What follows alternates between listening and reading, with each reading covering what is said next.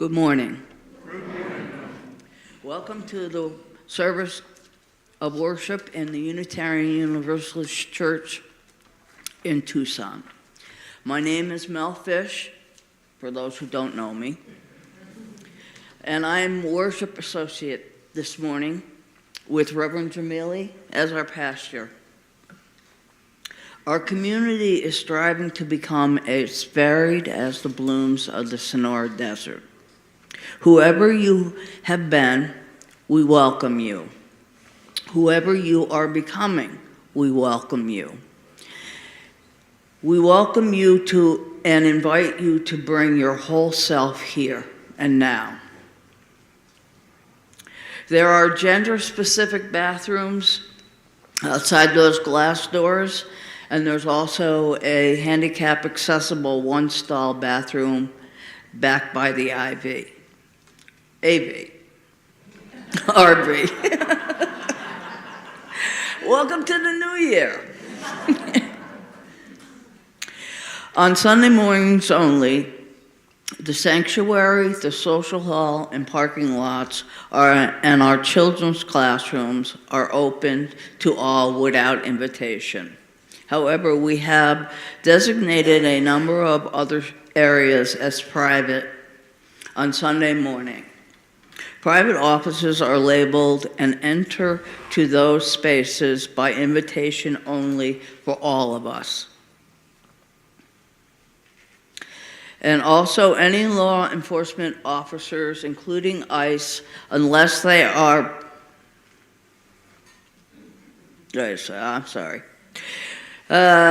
unless they have proper judicial warrant. If you do not feel safe and need to take advantage of these spaces, you are invited to. As we worship today, let us always remain mindful of those desert people who came first to this place and whose land was stolen in successive acts of displacement and genocide. We honor all those indigenous people. As Unitarian Universalists, one of our core values is generosity. Generosity, we cultivate a spirit of gratitude and hope. As we move more deeply into the sacred space of worship, please know that you are indeed welcome here. Whether you walked in, rolled, or skipped, wherever you are on your spiritual journey, whatever culture and ethnicity background you claim, whatever your immigration status, whomever you love, however you identify your gender, and in whatever way you choose to express it, you are truly welcomed here. We especially welcome the new visitors this morning. If you are new and are feeling up to it, we invite you to raise your hand so we can welcome you warmly.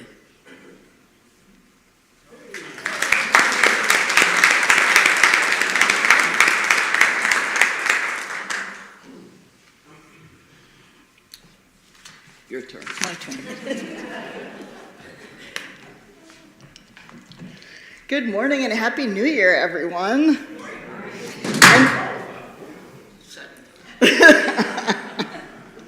As long as it's not a leg, we're okay.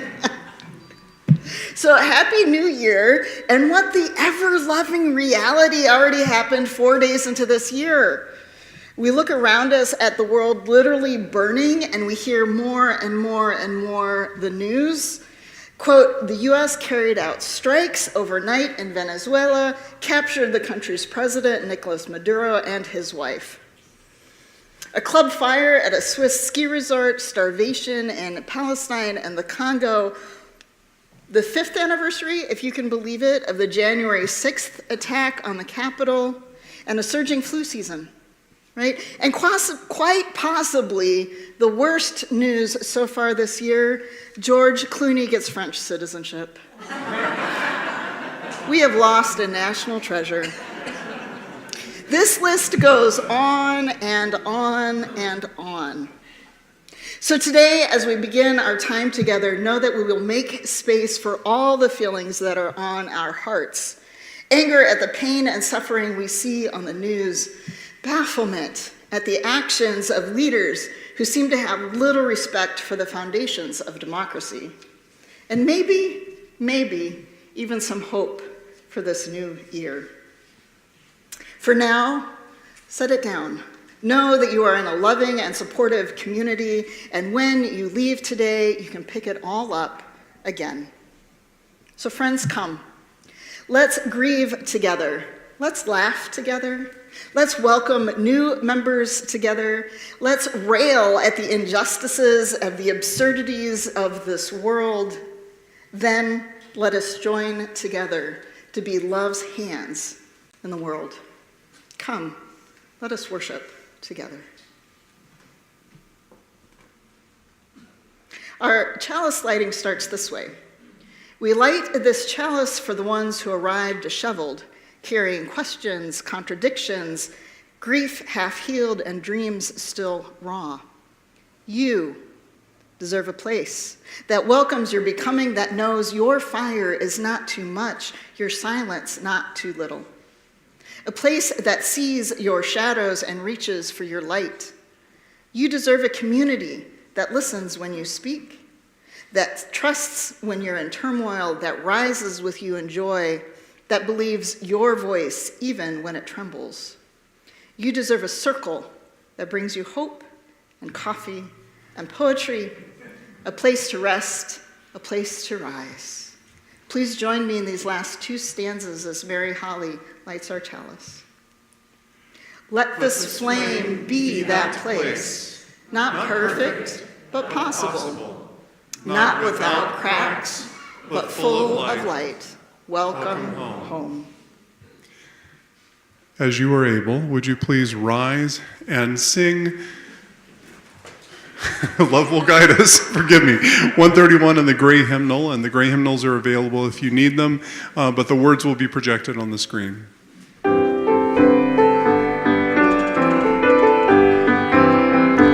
Love will guide us, peace has tried us, hope inside us will lead the way on the road from greed to giving. Love will guide us through the hard night. If you cannot sing like angels, if you cannot speak before thousands, you can give from deep within you. You can change the world with your love. Love will guide us, peace will guide us, hope inside us will lead the way on the road from greed to giving. Love will guide us through the hard night. Thank you.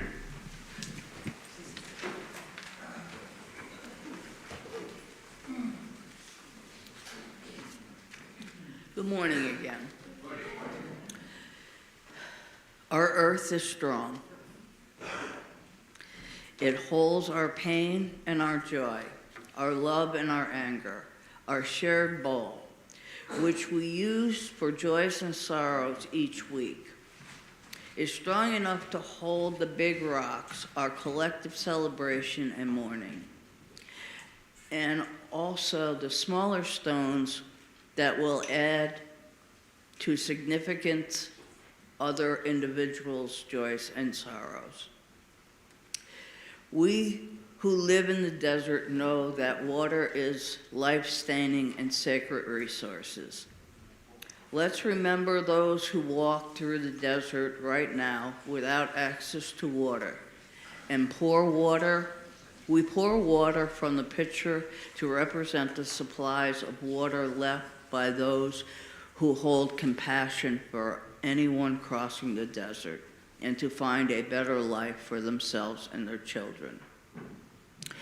If you have a joy and sorrow to share, I invite you to go to menti.com and put in the code 43714062. Please add your name to the Menti if you want us to know who is sharing. If you need help in the sanctuary, Brian is more than try this again. Brian is more than happy to help you.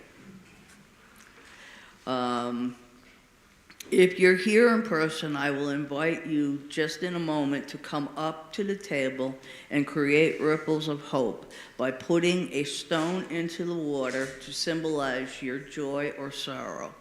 For everyone else, please stay in quiet contemplation. with 2 lines. I lost my place with 2 lines. So you're here somewhere. 2 lines, you can approach the ball from both sides. Also, there is a table in the back of the sanctuary to hold your joys and sorrow. Those who wish to participate, please come forward now.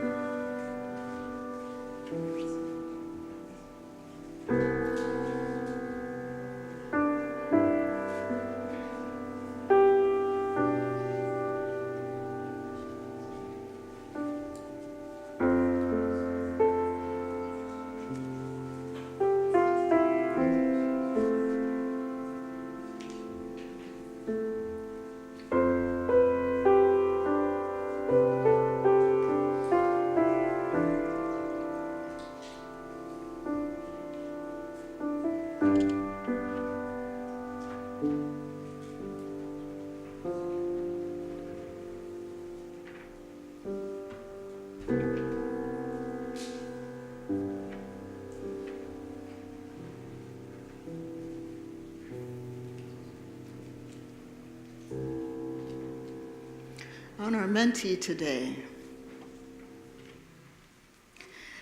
we have my wife will be starting a job with the state tomorrow, and I'm very excited for her and proud of her hard work. Way to go, wife.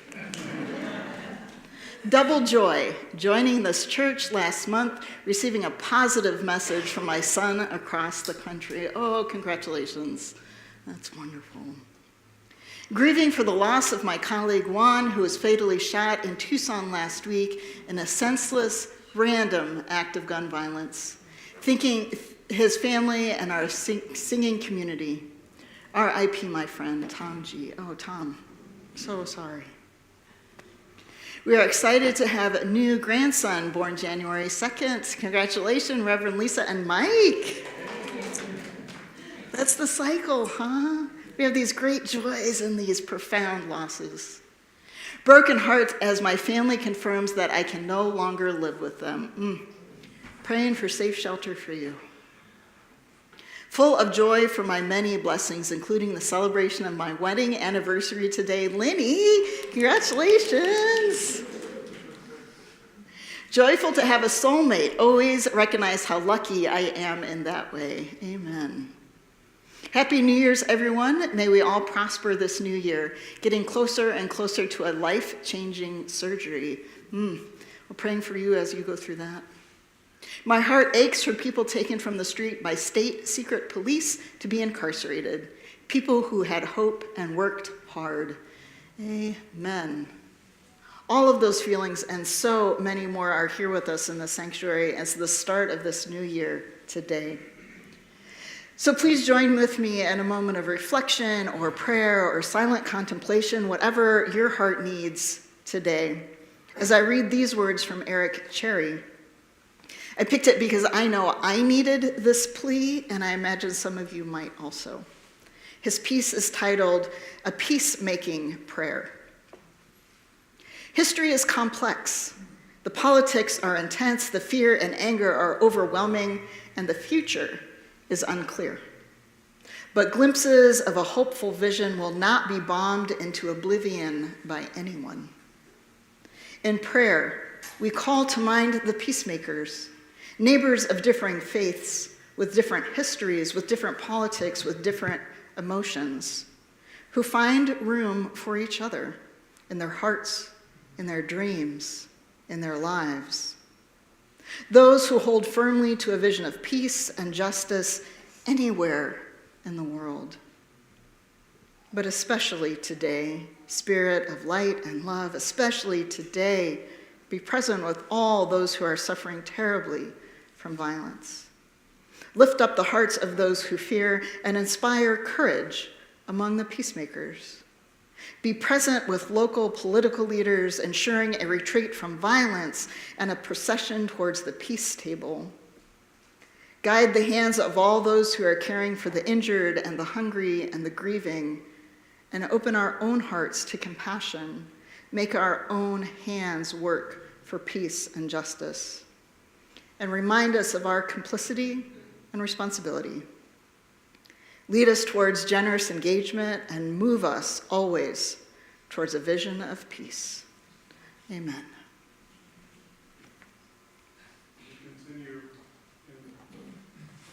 Will you continue in the sung prayer?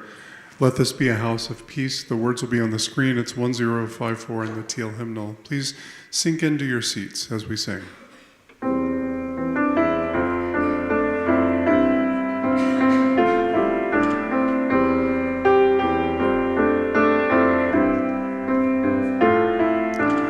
Let this be a house of peace, of nature and humanity, of sorrow and elation. Let this be our house, a haven for the healing, an open room for question and our inspiration. Let this be a house of peace. Let this be a house of peace. Let this be a house of freedom, guardian of dignity and worth held deep inside us. Let this be our house, a platform for the free voice, where all are our sacred differences here shall not divide us.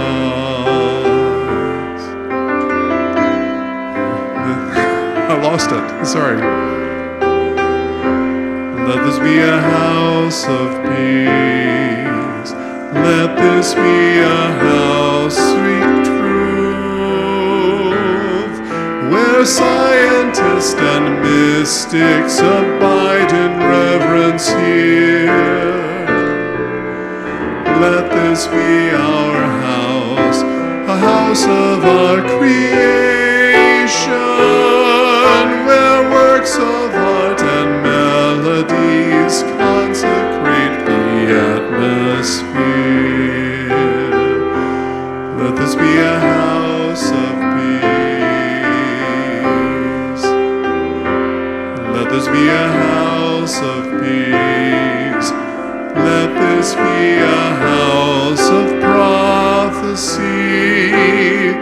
May vision for our children be our common theme. Let this be our house of myth and lore and legend, our trove of ancient story and cradle of most tender dreams. Let this be a house of peace. Let this be a house of peace. Let this be our house of peace.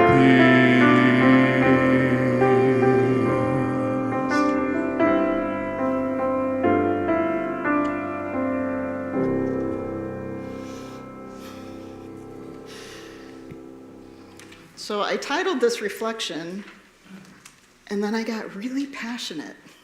So we might be a little more than a reflection today, because this month's theme in worship is the word radical. Radical. And there are some great dictionary definitions of this word: fundamental, extreme, especially in regards to change from accepted or traditional norms. The slang of radical, which is excellent, wonderful, cool, rad. And then one that I won't actually talk about today, which I thought was interesting, is botany. Any botanists, plant lovers? Yeah. Rising from the root or the base of the stem. Who knew? Things you can learn when you go to the dictionary. I had a nice reflection planned on the call to being radical. What does it mean in this day and age? How we can find radical acceptance of things we can't control. And then, yesterday, I woke up to the news blaring across my feeds that the US had conducted this raid into Venezuela, a sovereign nation, and captured President Nicolas Maduro and Cecilia Flores, his spouse. And what the ever-living reality, right? What new pit of misdirection have we fallen into? Listening to the administration's livecast that morning almost resulted in my computer being hurled across the room. They said, quote, "We're going to run this country until such time as we can do a safe, proper, and judicious transition. So we don't want to be involved with having someone else get in." Right? So there's these quotes out of this speech. And as you're listening, and lest you wondered what our motivations for this action were, I'm going to read you another quote from our president. He said, quote, "As everyone knows, the oil business in Venezuela has been a total bust for a long period of time. They were pumping almost nothing by comparison to what they could have been pumping and what could have taken place. We're going to have our very large United States oil companies, the biggest anywhere in the world, go and spend billions of dollars, fix the badly broken infrastructure, the oil infrastructure, and start making money for the country." Literally, if you listen to what they're saying, we understand why. So then I realized that this incident is a real-life example of the many definitions of radical. So hold on with me as we go through this, right? Let's start with, quote, the definition of existing inherently in a thing or person, i.e., radical defects of character. A Upon this one, I will not comment. Or how about another definition? Quote, of going to the root or origin fundamental. The root motivation of this incident? Not protection of life or to prevent cocaine running. Oil. We have been here before, friends. Oil and wealth as the motivation for military action. And this is the one of the red herrings in the whole situation that the administration claims, quote, Venezuela took American oil and we want it back. But suffice to say, Venezuela did not take America's oil.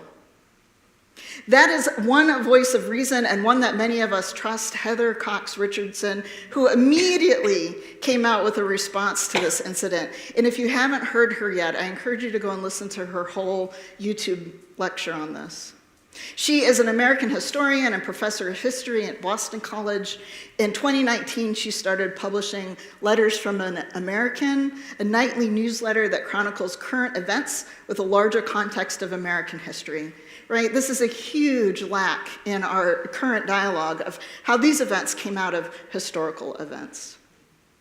And she focuses on the health of American democracy, little d democracy, right? We're not talking politics, we're not talking about political parties, we're talking about our rights to have a say in our government.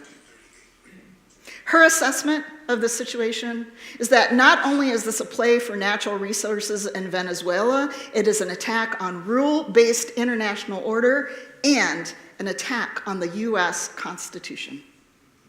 Rule-based international order and the US Constitution.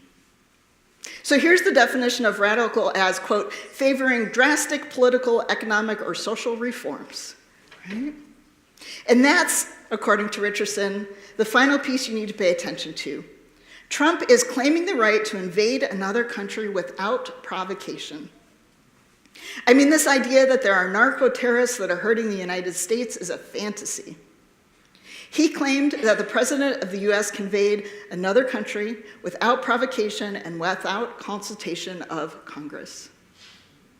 And as we all know, only Congress can declare war as outlined in our Constitution. This is an attack on our Constitution.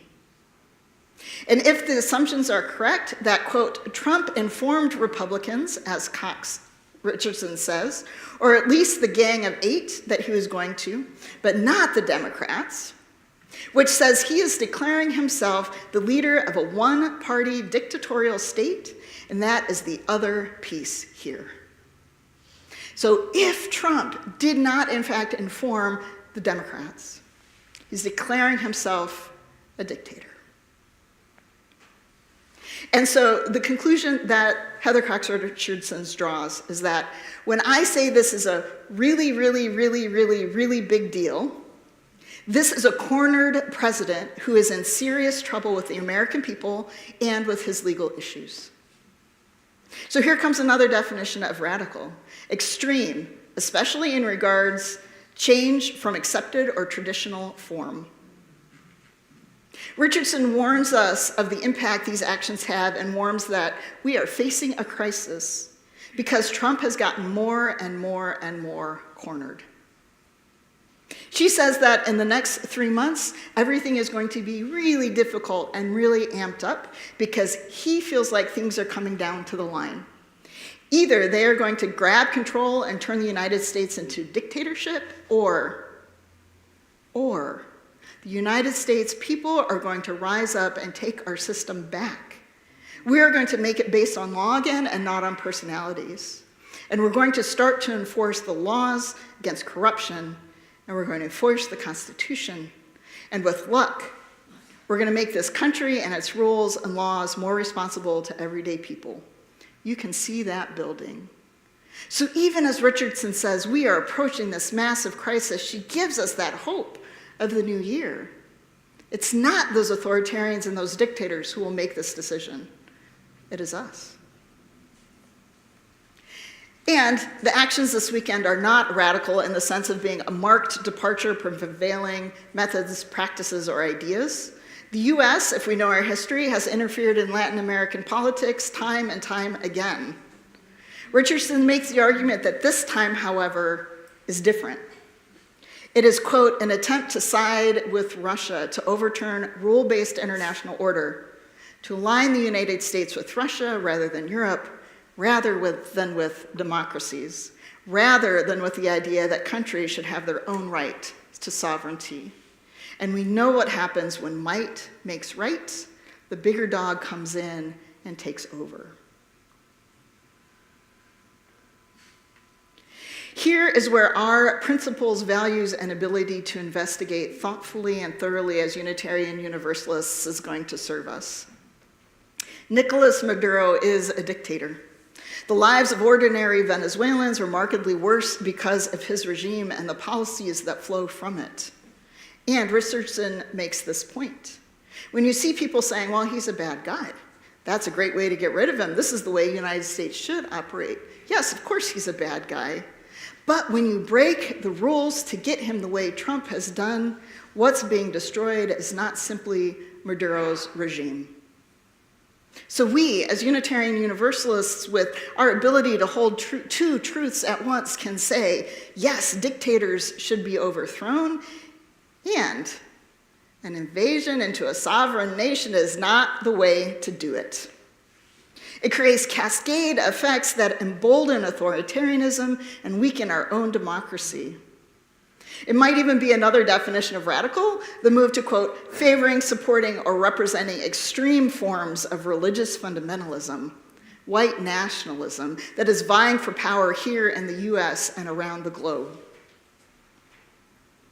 Also for us here, as UUs watching this unfold, I invite us to look back at our own radical roots and the radical, quote, forms as a basis or a foundation, or what brings us together. Our shared value today is our focus on generosity. We cultivate a spirit of hope and gratitude. Our generosity connects us to one another in relationships of interdependence and mutuality. Interdependence and mutuality, I cannot say that what happens in Venezuela is not also happening here. One person's pain in Venezuela is also my pain. Our UUA came out with a statement yesterday that, quote, the UUA, Universalist Association, condemns the Trump administration's military strikes overnight against the country of Venezuela, done with the express purpose of capturing the president and seizing control of the country in violation of international laws. You can find the full statement on the UUA website, and this paragraph concludes with, as a people of faith and conscience, it is essential to speak out now as this situation quickly escalates, creating dangers across the hemisphere. Heather Cox Richardson also encourages us to use our voices and speak out. She says, please speak up.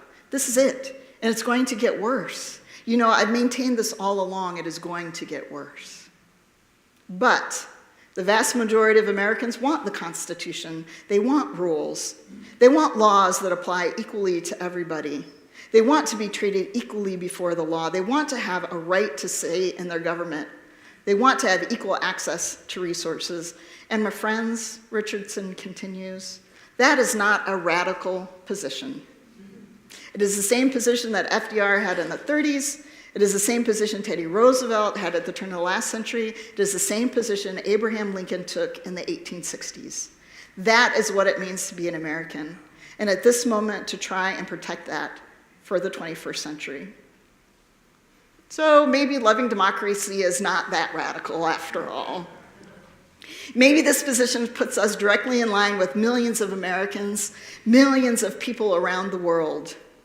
But there is a radical act that we cannot forget in times when the world around us is literally and metaphorically burning. We can choose to be the hands of hope in the world. And across the world, there are people resisting authoritarianism. One example is the Nobel Peace Prize, which is an actual prize, not the FIFA Peace Prize. The Nobel Prize Committee often uses its award to make a statement, to use it as a platform. And the 2025 point was clear. The 2025 Nobel Peace Prize was awarded to Venezuelan Maria Machado for her, quote, tireless work promoting democratic rights for the people of Venezuela, and for her struggle to achieve a just and peaceful transition from dictatorship to democracy. And then closer to home, we also saw the swearing in of Zohran Mahnadi, New York City's first Muslim mayor. He made all kinds of campaign promises, and whether he can fulfill them or not, he promised free bus service, universal childcare, government-run grocery stores, and a freeze on rent for apartments that fall under the city's authority. There are people actively working for the good of the common person.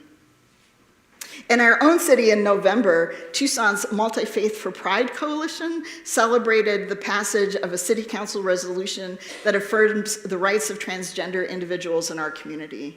Our very own Reverend Matthew from Mountain Vista is on that committee, and he's a radical or foundation member of that group. So remember, we have been in moments like this before. We must remind ourselves not to sink in despair, because we can pull ourselves off the brink. Unless some new horror arises that changes my plans, next week I'll be talking about the life cycles of organizations, one that are parallels here at UUCT and parallels national politics. So, Happy New Year, everyone. So at the New Year, I don't usually make resolutions, but today I will challenge us to make one together. Maybe this year we consider our collective resolutions to be to fight for democracy across the globe and here at home. To call my Congress members to demand they act on the things I want them to act on. And to show up again and again for each other. Because as Heather Houston reminds us, and we will care for each other as the world around us unravels, and we will tend to the spark of hope that lives within our grieving hearts. And we are here now, in this present moment, lifting our voices and our hearts, and we are here now.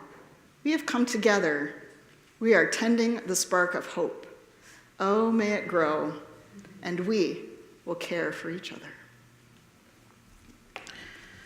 Will you rise in hope and sing When Our Heart Is in a Holy Place by Joyce Poley. The words will be projected on the screen. It is in the teal hymnal if you choose to sing it that way.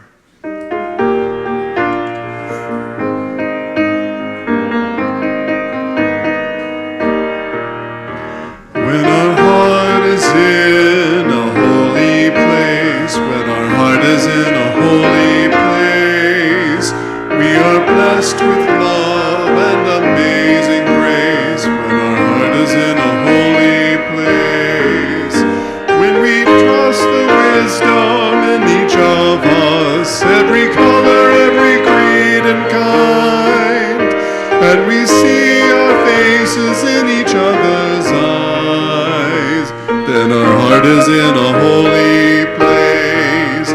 When our heart is in a holy place, when our heart is in a holy place, we are blessed with love and amazing grace. When our heart is in a holy place, when we tell the story from deep inside, and we listen with a loving mind, and we hear our voices in each other's words, then our heart is in a holy place.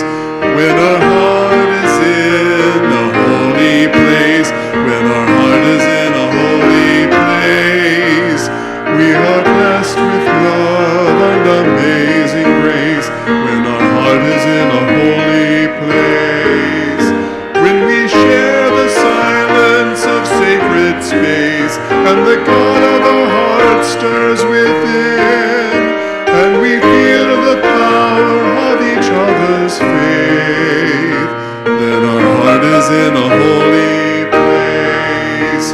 When our heart is in a holy place, when our heart is in a holy place, we are blessed with love and amazing. Repeat the last line. When our heart is in a holy place. seated.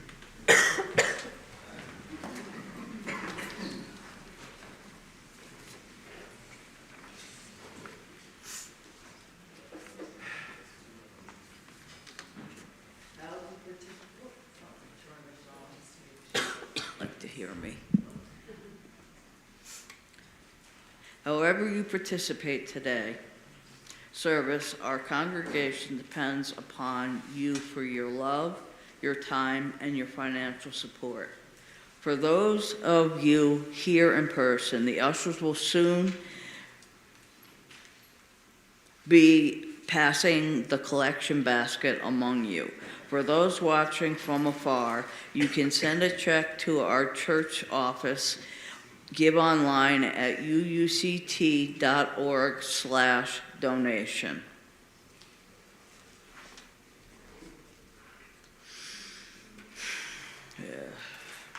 We should not allow the offering that we take each Sunday to become a stale habit. Please remember that in an opportunity to recommit our part, let me try this again, sorry. Please remember that this is an opportunity to recommit to the part of your financial wealth to this place and to this congregation. As the offering is collected, announcements about coming activities will appear on the screen.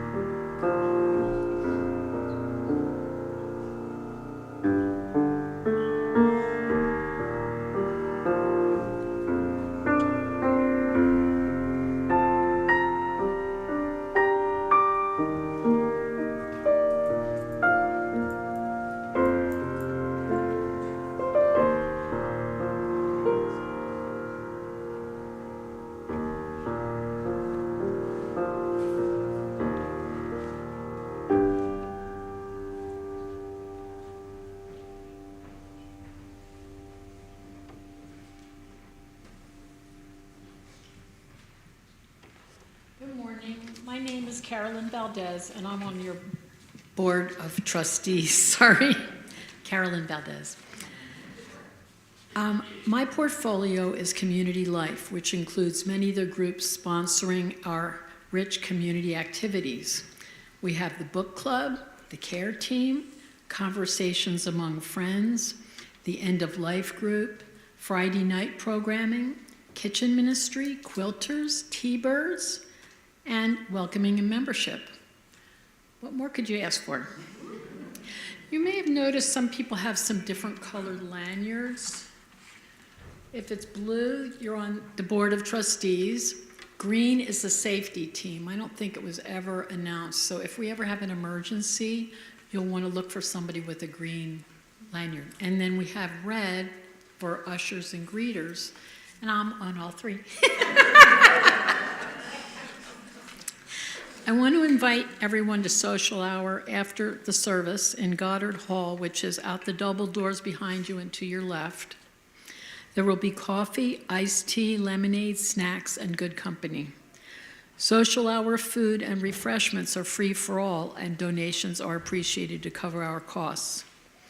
If you are new and want to stay in touch with us, you can fill out a guest information card in the Welcome Center in Goddard Hall. You can also find a virtual guest information card in the newcomer section of our website. We have some announcements. If you're interested in signing the membership book, join Reverend Jamili in the minister's study immediately after worship today and most first Sundays of the month. Reverend Jamili or anyone on the membership team are available to talk about membership if you have questions. Curious about what this transition thing is? Wondering why it's important and why you are important to this process? Join us to explore these questions and more at our Transition Startup, January 10th from 1 to 4, right here at UUCT. This afternoon session is open to all members and friends. Join us for Flower Power 2026. Who all was involved in Flower Power? That's our auction on February 14th at 5 p.m. Celebrate the spirit of 60s resistance and leaning into our power with hearty appetizers, entertainment, a photo booth, and exciting silent and live auctions. Tickets go on sale January 11th. Donate or buy tickets by January 25th for a free drink ticket.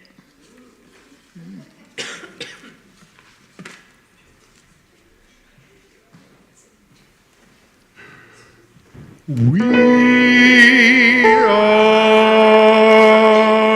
grateful for community, for gifts we share and how we show our love and care. With thinking minds and helping hands, we'll build a place where love and hope expand. So we gather today to welcome new members of the Unitarian Universalist Church of Tucson, which leads us to some questions. What is membership in a Unitarian Universalist congregation, or more specifically, here at UUCT? Now, there's some obvious boxes to check. You've already signed our membership book, and most of you have already offered your financial gift to support this congregation. And membership is more than this. But with no creed or test of membership, we often wonder what it means to join, right? Membership is not an erasure of who you are.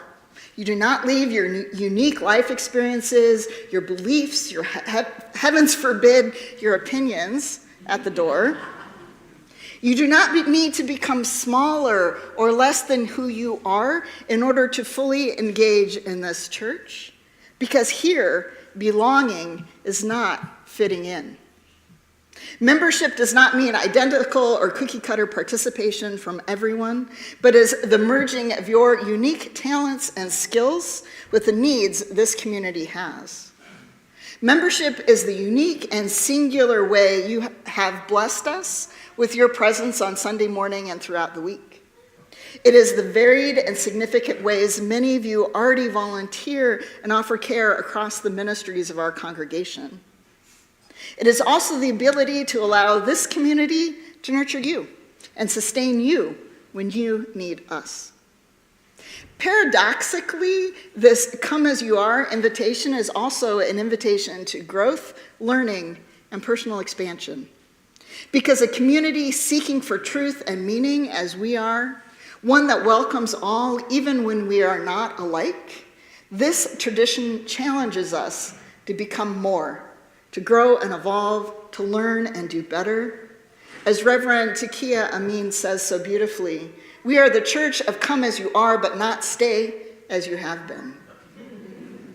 So today is the time to set aside to ceremonially mark this important decision you have made to join our beloved congregation in your individual way to transform it. There is no requirement to join this congregation or any congregation for that matter. You chose us. And in doing so, we hope you will belong not by becoming like anyone else here, but by letting your own inner beauty radiate. We are grateful you have chosen to take this journey of faith with us. So I will invite Wendy Gordon-Weeks and Mary Holly Allison up here. And our newest members, Leslie Scott, who's already helping by ushering, Jim Myers, who's been around for years and years and brings the best games to game night on Friday, Kathleen Waldron and Vince Waldron down from Phoenix, and Sai Ali. Come on up, and we'll have you join us here on the stage. And Georgia Talon. Georgia Talon, if you would like to come up, you are more than welcome.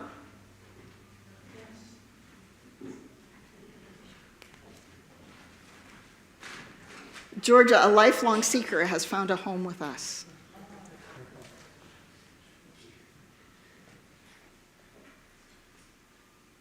We welcome you all to this community, which is always striving to be its best self. We welcome you to this faith, which has high aspirations and lofty expectations of its members. And the truth is, we will disappoint you. None of us will always be our best selves here. We are human, after all. So I want you to memorize this feeling you have at this moment. Close your eyes or look around. Think about what led you to make this commitment to membership. And stitch that feeling into your heart. I also invite those of us who have been around for a while. Return to your moment of joining, whether it was through membership or just coming week after week. Recall that feeling. Was there excitement, anticipation, a warm welcome home? Stitch that feeling into your heart so that when disappointment comes, when our best selves do not show up, you have this feeling close by to remind you of what could become. As Liz James wrote, "You will not fit. If every one of us fit, we would not be called to grow. This religion is not a thing you join, it is a thing you co-create." We are so happy to have you as a part of this grand experiment of Unitarian Universalism. This faith is purposely unfinished. We are not finished. Neither we nor this faith will ever be perfect. But together, we can co-create something larger and better than any of us could co-create alone.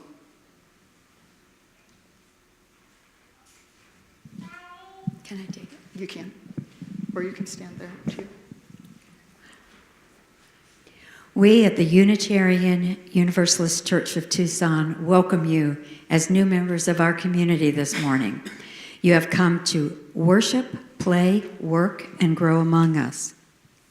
Ours is a free faith.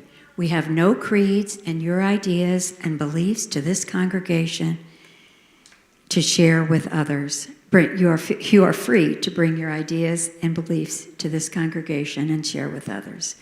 I invite you to join with us in the religious search for meaning and purpose in life, informed by our individual beliefs and the traditions of Unitarian Universalism.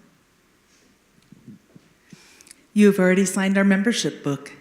This morning, we celebrate that commitment in worship. In this gathering, we lift up our voices in song. We bring ourselves before the holy in silence and speech. We search together for meaning and truth in life, and we share the joys and sorrows of our lives with one another. Joining UUCT means being part of this gathered community, speaking out on the future of our congregation, offering and receiving the gifts of the Spirit, supporting others, and being supported in return. If you will join us in this mission and work, say, "I will."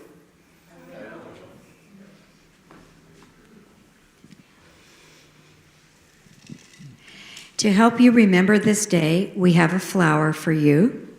We hope that you will grow into membership here at UUCT and bloom just like this flower has. May we be your fertile ground for your spiritual, emotional, and physical growth. Will Will the members of the congregation please rise in body and spirit and respond with the words printed up here on the screen? We receive you with open hands and hearts. As you join us, we once again renew our own commitment to this religious community. We are proud and happy to have you among us. Welcome, welcome, welcome. Yay!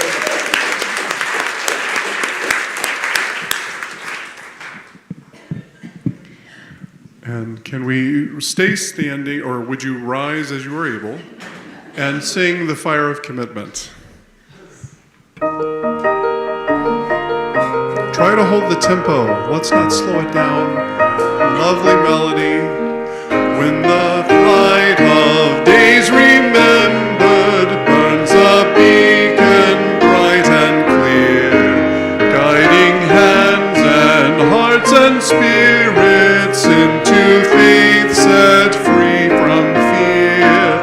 When the fire of commitment sets our mind and soul ablaze, when our hunger and our passion meet to call us on our way, when we live with deep assurance of the flame that burns within, then our promise finds fulfillment and our future can begin.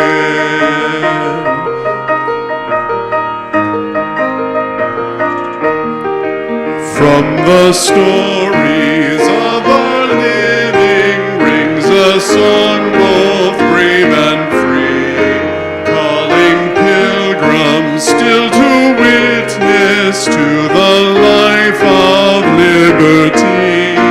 When the fire of commitment sets our mind and soul ablaze, when our hunger and our passion meet to call us on our way, when we live with deep assurance of the flame that burns within, then our promise finds fulfillment and our future can begin.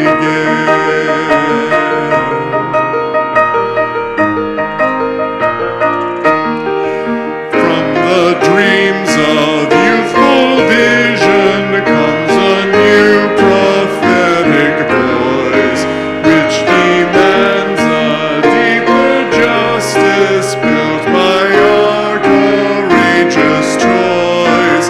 When the fire of commitment sets our mind and soul ablaze, when our hunger and our passion meet to call us on our way, when we live with deep assurance of the flame that burns within, then our promise finds fulfillment and our future can begin.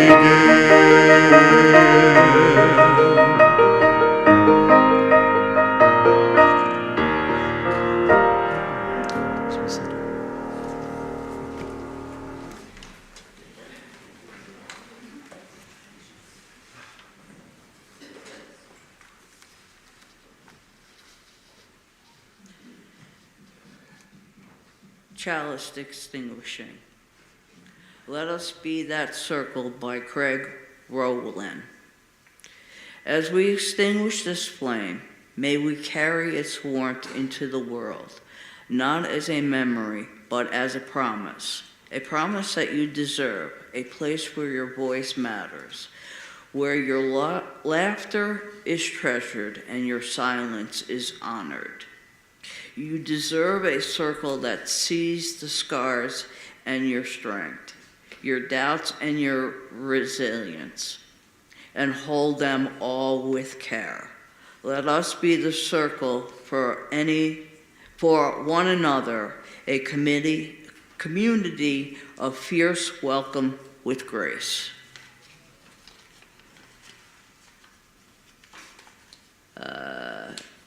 and with radical hope. Go now, go knowing you belong here, you always have.